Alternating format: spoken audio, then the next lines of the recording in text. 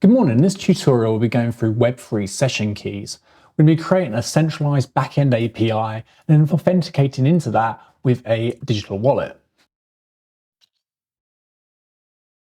So to get started, we're going to go through and look at how this is going to work. So here's a diagram which shows this is the user. He's going to sign a message from the front end. That's going to kind of spawn this window. This is Rainbow Wallet, but it could be MetaMask as well. That wallet message is going to be sent to either a smart contract or in this case, a backend API.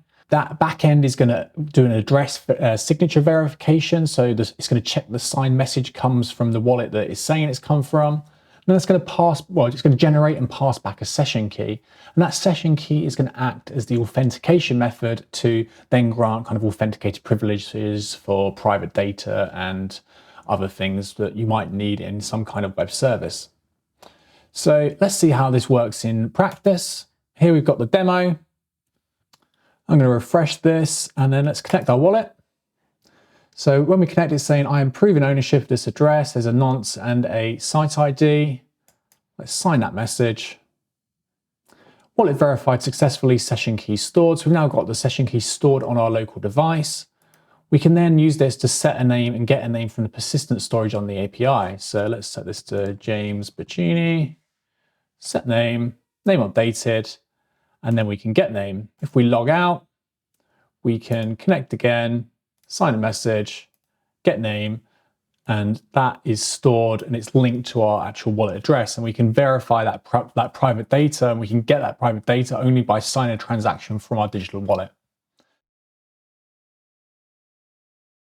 So now let's dive into the code and see how this works.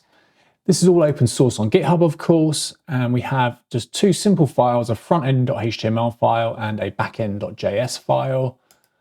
Let's go into the front end first. We can have a look at this. The important part is this sign-in transaction. So we're using ethers v6 here, ethers.js, which is a Web3 library. And we're creating a signer, which is basically the digital wallet. We're getting the address of that wallet, and then we're calling this signature signer.sign message, and we're passing in a custom string which includes a site ID, etc., some unique data there. That will return a signature which we can then pass to the backend API. If we go into the backend now, this is written in Node.js with Express, and we have a verify wallet API endpoint, and we've got the same kind of site ID message here. And we're going to use the ethers.verify message here to check that that signature is actually correct for the address that it's saying it's coming from. So we're going to check that, and then we're going to create a new session ID or a session key, and we're going to pass that back through to the user. The user then stores that in local storage, and they can use that to authenticate for other things like the set name and get name functions on the server. If you want to run this locally, you can fork the GitHub repository and then open up a terminal. And just zoom in here so you can see what I'm doing. You can run npm install.